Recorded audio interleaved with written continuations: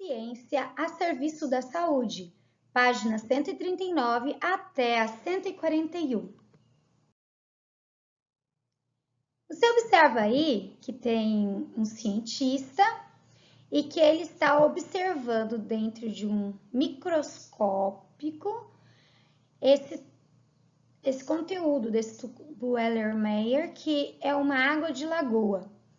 Esse microscópio está ligado ao computador e a gente consegue ver na tela do computador a ampliação que o microscópio consegue obter. E daí vem algumas perguntinhas do Levantando Hipóteses. Vamos tentar responder. Qual o nome do aparelho que o cientista está usando? Eu já falei umas 3 vezes.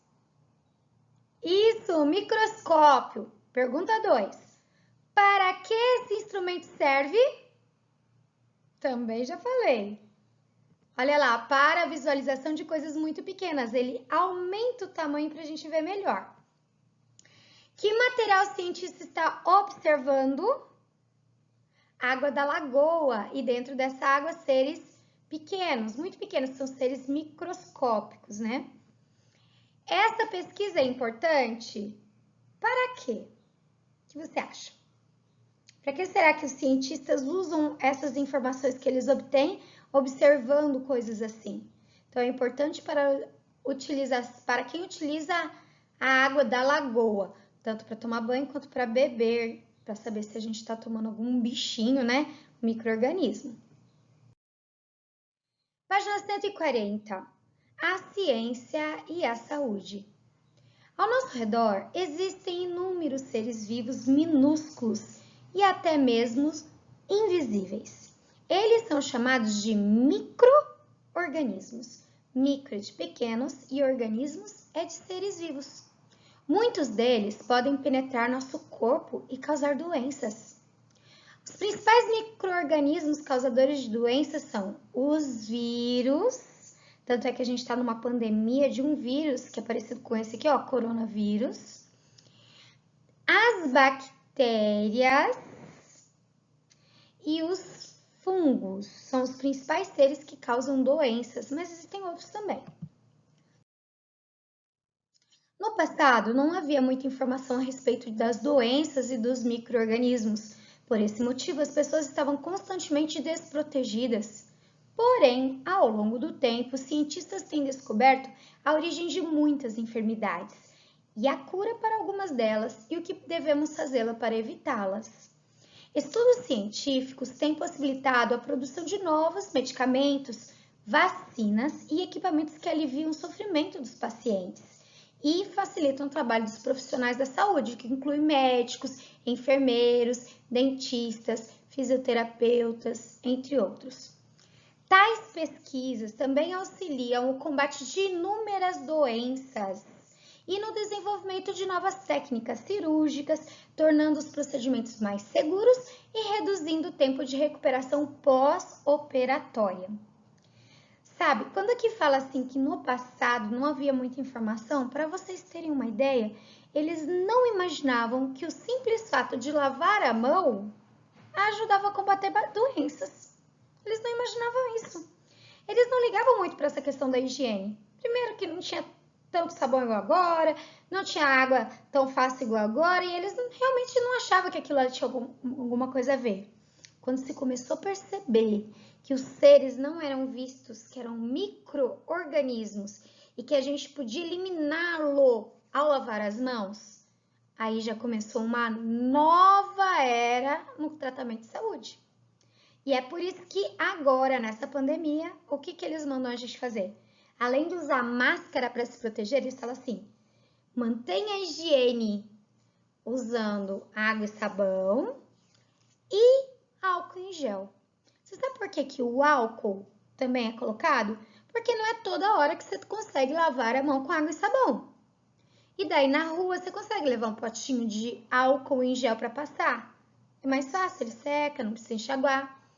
Mas só a água e sabão, se a gente tiver esse cuidado de lavar o tempo todo, sabia que já mata esses micro-organismos? A água e o sabão já são excelentes, mas a gente tem que usar direito. Ainda na página 140. Estes são alguns dos instrumentos que ajudam os médicos em suas pesquisas referentes à saúde.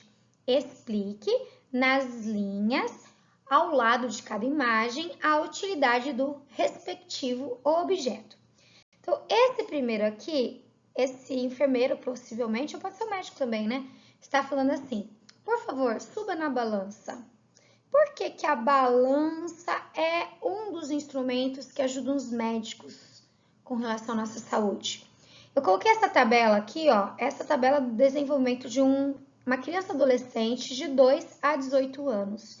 É a curva de crescimento e o que é estudado que é o normal. Então, o bom é a gente ficar nessa linha azul, que é o mediano. Só que tem pessoas maiores, tem pessoas menores, então existe variação. Daí aqui tem as linhas das variações. O que a gente não pode é estar fora do que é considerado normal.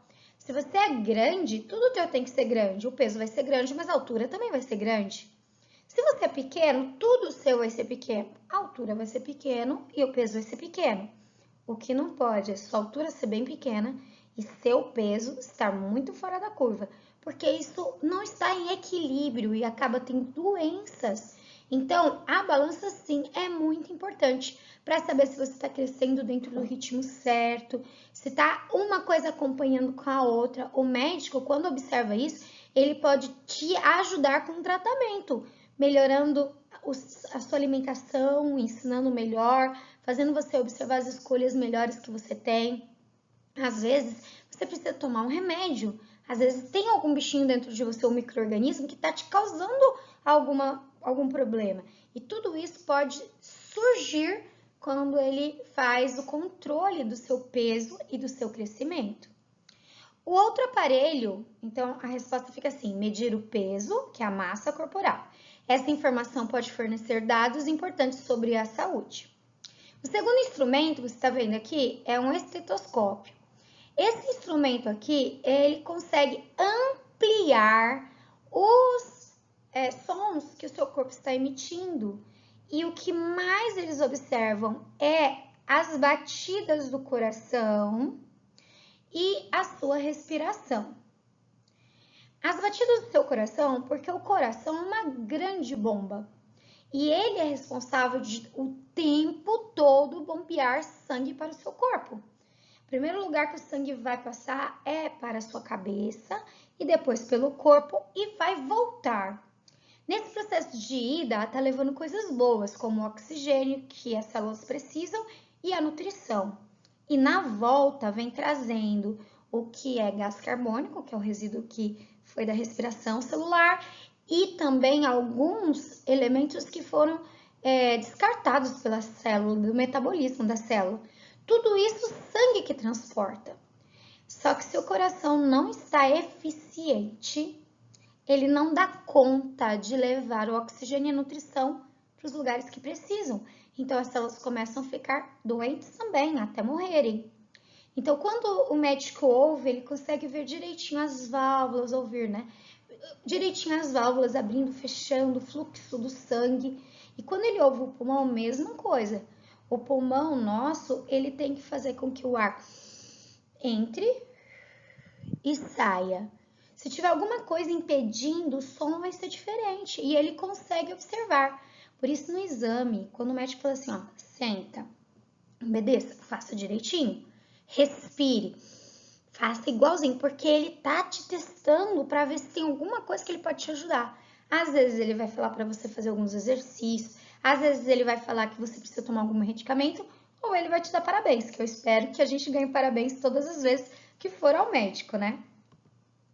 Então, a resposta dessa daí é escutar os sons internos do corpo, como batimentos cardíacos e a respiração. Na página 141, a continuação desse exercício. E o termômetro?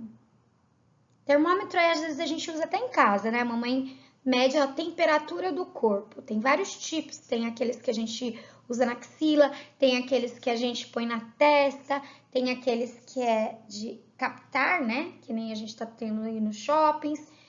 de captar no ouvido também. Tem alguns que até usa na boca. O termômetro ele vai medir a temperatura do corpo. Por quê? Nós, os humanos, junto com os mamíferos e as aves, nós temos uma temperatura corporal estável, sempre.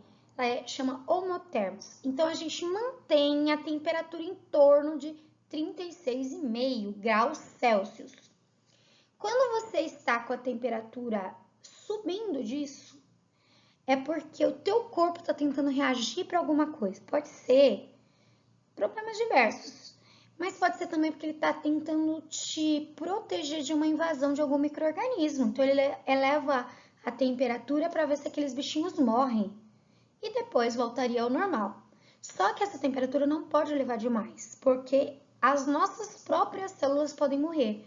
Então, medir a temperatura do corpo ajuda a gente a perceber se está tendo algum problema.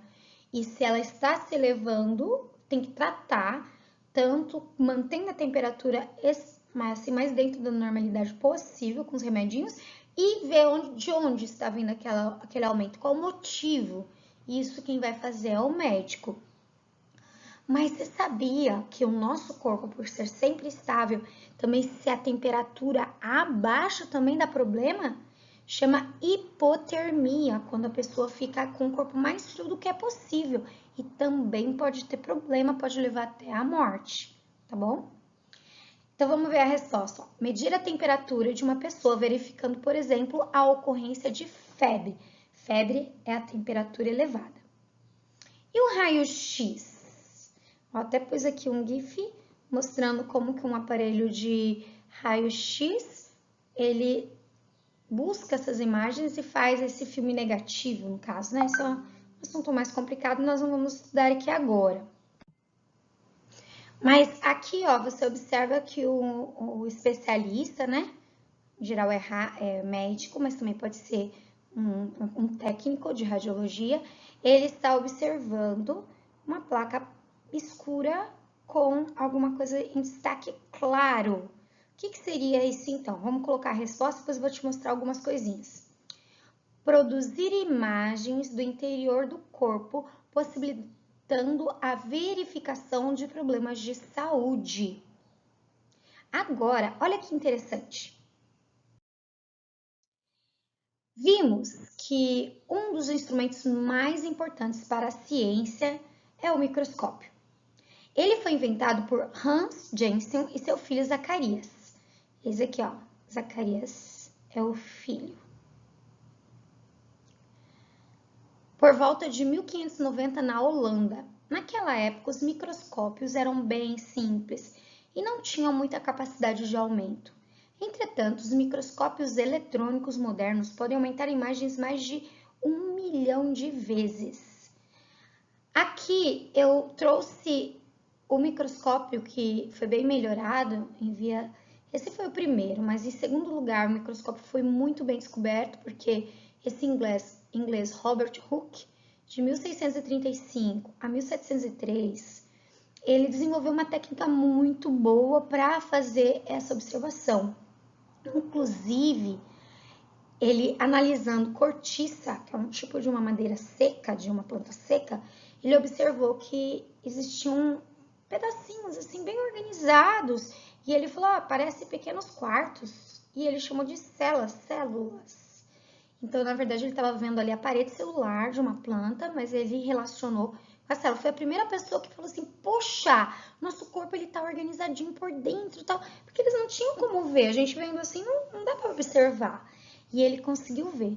Então, esse inglês foi muito importante. Agora vamos ver a imagem de um microscópio óptico e em destaque as principais estruturas que o compõem. Esse, então, está muito simplesinho, tá vendo? E vamos ver um microscópio mais moderno. Então, aqui, o microscópio óptico. Óptico é usado pela luz.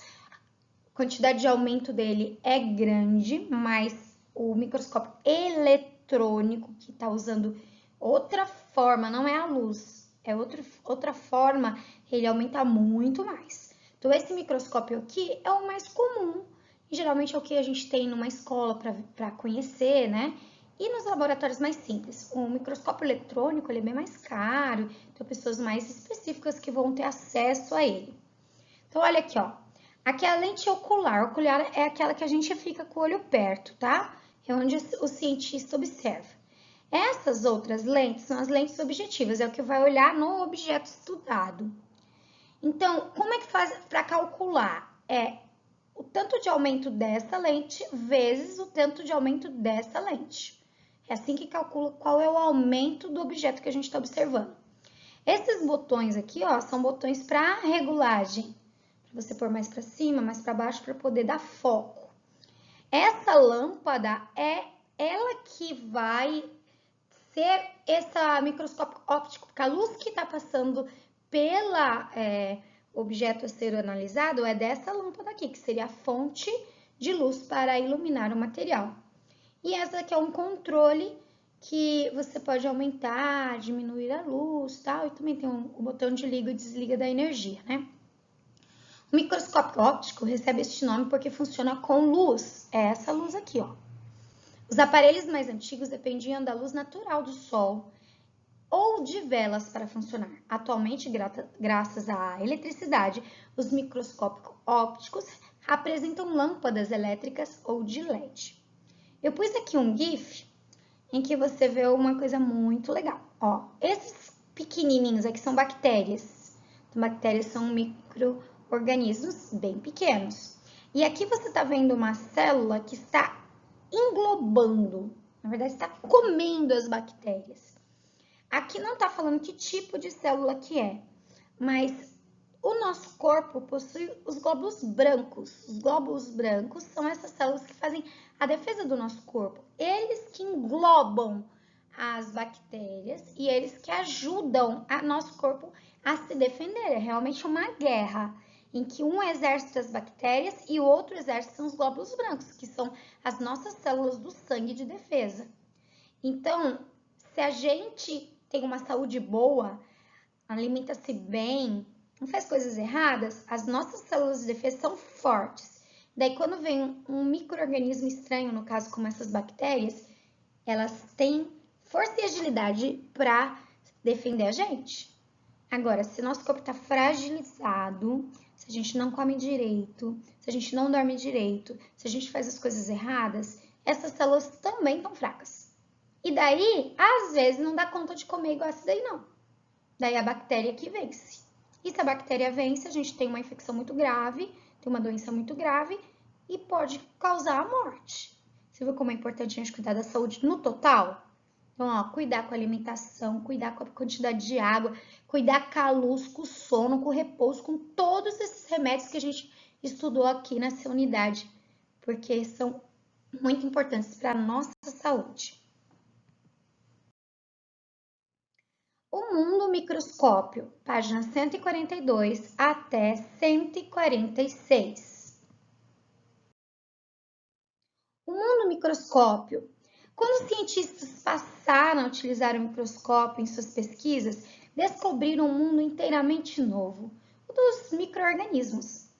A seguir, conheceremos alguns desses seres minúsculos e fascinantes. O que são micro-organismos, então? São seres vivos muito pequenos que só podem ser vistos por meio do uso do microscópio. Aqui a gente tem alguns exemplos que esses dá para a gente observar algumas estruturas e que eles são vivos mesmo. Eles tentam nadar, alguns têm flagelos, outros têm cílios, outros fazem movimentos mesmo. Essa parte que vocês estão vendo são as partes internas deles, como se fosse nosso intestino funcionando, outras coisas, né? Muito interessante. Aqui na página ainda 142, a gente tem os tipos. Nós temos 5 tipos principais de micro-organismos. Aqui a gente tem as algas. Há muitas algas microscópicas, tanto na água doce quanto no ambiente marinho. Elas são fundamentais para o equilíbrio do ecossistema. Ó, essas daqui são algas, elas estão se dividindo, a reprodução delas é feita assim. E aqui também você está vendo, e essa cena aqui é quando você faz com o microscópio para ele focar melhor. Então, como é tudo meio transparente, o microscópio vai vendo as dimensões, é muito interessante. Essa é aquela mesma cena que você já viu na outra aula, de alguns seres comendo bactérias, né? E aqui tem as bactérias, ó. A maioria das bactérias ajuda a natureza e não causa doença. Contudo, existem algumas espécies que podem prejudicar nossa saúde. Quer ver como a gente está repleto de bactéria? Você gosta de Yakult? Você gosta daquele leite fermentado? Então, lá são bactérias. Chama lactobacillus. E bacillus é esse formato assim, compridinho. E lacto é porque tá no leite. E eles fazem bem pra gente. Então, a gente convive com muitas bactérias do bem. Mas algumas causam doença. E essas são um pouco perigosas. E a gente tem que cuidar delas. Fungos. Alguns fungos são microscópios, mas há outros grandes, como os cogumelos. A imagem ao lado representa uma ampliação do fermento do pão, fungo muito útil para o ser humano. Então, aqui a gente tem uma cultura de fungo do fermento do pão. Aqui você está vendo também alguns tipos de fungo, a coloração bem variada, e aqui também outra cultura de fungo com colorações variadas. Essas colorações vão ajudar os cientistas a definir qual é a família, qual é o grupo que eles fazem parte. Eu trouxe aqui para você observar um fermento de pão. Esse aqui é o fermento do pão. São as leveduras, né? São fungos. E eles não fazem mal pra gente. Eles fazem bem, eles fazem o pão crescer. Aqueles espacinhos que a gente vê dentro do pão, na verdade, é o espaço da respiração desse fungo, né? Que a gente chama de fermentação. E eu trouxe aqui outro tipo de fermento. Esse fermento, por exemplo, ele é o fermento químico. Esse não é de bichinho. Esse elemento químico não é vivo. Esse daqui é vivo, tá? Ele é micro-organismo, só que ele tá seco. Ele vai ser ativado na hora que ele entrar num ambiente com aguinha morna, com alimento para ele, que seria o açúcar. Daí, nesse momento, ele vai crescer, ele vai multiplicar, e rápido ainda. E é isso que faz o pão crescer. Então, é um ser vivo, o fermento do pão. Esse daqui, de fazer bolo, não é ser vivo. Esse é químico, tá bom?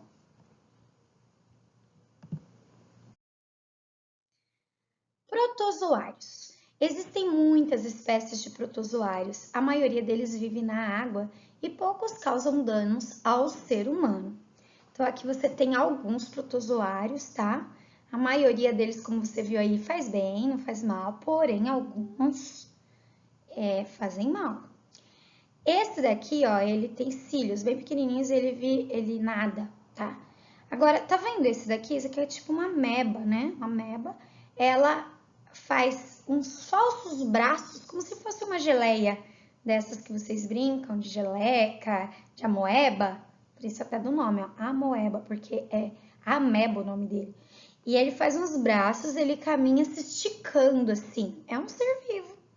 E ele também se alimenta, ele se alimenta como os nossos glóbulos brancos. Ele abraça o que ele quer comer e vira uma bolsa digestiva dentro do corpo dele. É muito interessante, tá? Só que a ameba traz doença. A ameba, ela tem uma doença que chama amebíase e ela dá muita dor de barriga, disenteria e pode levar a consequências mais graves. Só que como você viu, os protozoários, a maioria deles não causam doença. Alguns sim. E vírus? O vírus causam doenças em plantas, animais e pessoas. Então, o vírus, ele é uma estrutura que é até uma incógnita, porque é ser vivo? Não é? Alguns ficam nessa dúvida. Vou dar minha opinião. A gente considera um ser vivo quando ele tem uma estrutura organizada, quando ele próprio consegue fazer as suas necessidades, no caso de alimentação, respiração, crescimento, reprodução, e o vírus não consegue fazer. Porque o vírus sozinho, ele só é o comando.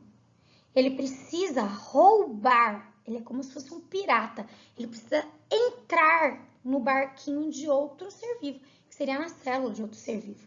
Então, o vírus, ele tá lá, ele não consegue se reproduzir sozinho, mas a partir do momento aqui embaixo, ó, que ele se conecta a uma nova célula, daí ele toma aquela célula e obriga aquela célula a trabalhar para ele. O vírus é terrível. E quando ele faz isso, ele replica muito rápido e aquela célula estoura e ela vai sendo espalhada, aqueles outros vírus em volta e toma tudo. É o que acontece com essas doenças que têm problema, como a gente está vivendo nessa pandemia do coronavírus. Então, a maneira da gente se proteger é tentar não pegar. E é por isso que estão usando esses panos na boca, né, que seriam as máscaras, para a gente não passar um para o outro e lavar a mão para não se tocar, porque o vírus aproveita qualquer, eles entram pela mucosa do nariz, pela boca, pelos olhos. Existem outras formas de contágio, porque cada vírus vai ser contagiado de um jeito. Existe esse tipo que é através do contato, existe aqueles que vêm através de algum tipo de alimento, existe os de contato por sangue, que pode ser de forma sexual ou de transfusão e outras coisas mais, mas todos vão trabalhar da mesma maneira, no geral, que é invadindo células vivas de outro ser e obrigando aquela célula a trabalhar para ele. Então, tem gente que fala assim, não, o vírus não é ser vivo. E tem gente que fala, não, mas ele abusa dos outros, não é. Né? Você vai ficar aí na dúvida por enquanto, porque a ciência ainda não chegou num acordo, tá? Os micro-organismos são muito importantes para a natureza. Porém, como vimos, alguns deles podem causar doenças nas plantas, nos animais e nas pessoas. Eles podem invadir nosso corpo pelo nariz, pela boca ou através de ferimentos da pele. Os bons hábitos de higiene que aprendemos no capítulo anterior evitam que esses pequenos seres entrem em nosso corpo. Viu? É importante lavar cabelo, tomar banho, escovar o dente, lavar as mãos. Tudo isso é para te ajudar. Quando você conhece, você tem ciência das coisas, você tem mais facilidade de se proteger de alguns problemas. Então, a higiene vai te ajudar contra os micro-organismos que causam doenças. Página 143. O que as ações representadas a seguir nos ensinam sobre como evitar doenças? Então, esse menininho aí, ele tá usando curativo e olha, ele usou remédio também. Então, você pode escrever assim, os curativos higienizam as feridas e previnem contra infecções bacterianas. Então, o curativo não é só o band-aid. Só pôr o band-aid você está piorando a situação. Você tem que limpar. E limpar é essa higienização. Você usa com remedinho, tal, limpa e depois cobre para evitar essas infecções. E a menina que está tomando banho? O banho proporciona boa aparência e elimina odores incômodos e micro-organismos perigosos. Essa menina lavando a frutinha, olha lá. A lavagem das frutas contribui para a prevenção contra verminoses. E o menino lavando as mãos? A lavagem das mãos elimina vários micro-organismos causadores de doenças. Esterilização. Médicos e dentistas colocam seus instrumentos de trabalho em fornos muito quentes, chamados de autoclaves, com o objetivo de matar todos os micro-organismos que poderiam causar alguma doença. Quando o instrumento está totalmente limpo e livre de micro-organismos, dizemos que ele foi esterilizado, podendo ser utilizado novamente. Além dos profissionais de saúde, as manicures costumam esterilizar seus instrumentos de trabalho a fim de evitar a contaminação com micro-organismos. Eu coloquei uma figura também de outro autoclave, a pessoa tirando depois de limpo, né? E tá até usando um suporte ali para não machucar a mão por causa do calor. A máquina de raio-x, página 144. O raio-x é um tipo de luz invisível que consegue atravessar os objetos. Quando fazemos um exame médico, chamamos de radiografia. É como se fotografássemos uma parte do corpo usando o raio-x. Eles transpõem facilmente a pele, os músculos e as partes corporais moles, mas não conseguem atravessar os ossos, que são mais compactos. Essa fotografia especial mostra o interior do nosso corpo. As máquinas de raio-x são apenas um exemplo de muitos equipamentos e instrumentos hospitalares desenvolvidos por cientistas para ajudar os médicos a cuidar da saúde das pessoas. Quando você for fazer um raio-x, você não precisa se preocupar, porque realmente é como se fosse uma foto. Mas, às vezes, ninguém vai poder entrar com você. Sabe por quê? Porque essa foto que é tirada, ela pode causar doença nas pessoas que estiverem juntos.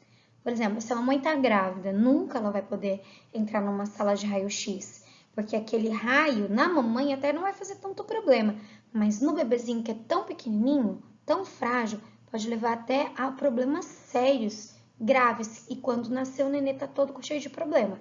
Então é normal os médicos falarem assim, ó, agora a senhora fica aqui e você vem comigo e leva você para a sala, pede para você ficar na posição do que você precisa tirar e tirar a foto ali para você. Não precisa ficar com medo, combinado? Isso faz bem. Não é que faz bem, né? Mas é necessário, é um mal necessário.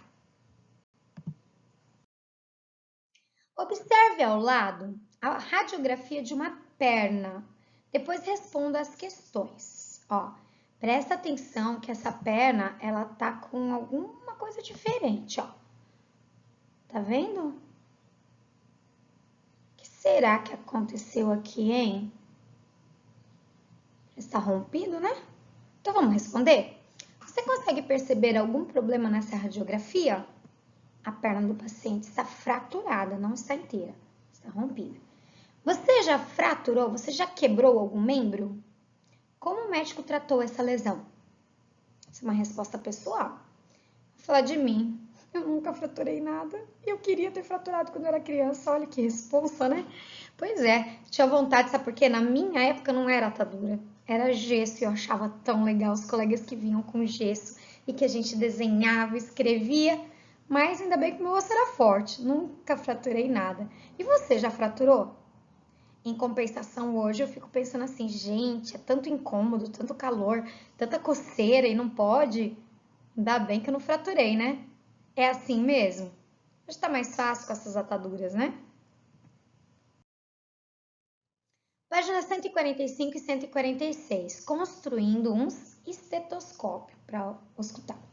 Você pode construir um estetoscópio, aparelho utilizado para os médicos para escutar melhor as batidas do coração. Então, é do mesmo jeito que a gente já está estudando em português. Lembra, ó, materiais e como fazer. Você pode ver que os verbos também estão no imperativo, mandando você fazer algo. Então, olha, é a estrutura de um texto instrucional, né? Aqui no caso, para fazer um instrumento como um estetoscópio. Vou usar um balão de borracha, uma bexiga, né? Um funil, um metro de mangueira de aquário, fita adesiva e tesoura. Como fazer? Recorte a ponta do balão e cubra a entrada do funil com a borracha bem esticada. Prenda com uma fita adesiva. Insira a ponta do funil a uma mangueira e prenda bem. Use a outra ponta da mangueira para escutar os sons. Junte-se a um colega e tentem escutar os batimentos cardíacos um do outro sem usar o estetoscópio. Em seguida, faça isso usando o aparelho. Então, aqui as minhas descobertas. O estetoscópio facilitou ou dificultou a tarefa de escutar o coração? O normal é facilitar, que ele serve para captar melhor o som, né? Normal. O que isso nos ensina sobre a importância desse e outros aparelhos para a ciência? Gente, o aparelho é feito para ajudar, né? Então, o ser humano tem produzido inúmeros instrumentos e aparelhos para facilitar a execução de suas atividades e favorecem o avanço da ciência. Número 3. Como o estetoscópio ajuda o médico a examinar os pacientes? Então, o médico usa o estetoscópio para auscultar sons respiratórios, vasculares ou de outra natureza do corpo do paciente. É para auscultar, essa é a palavra.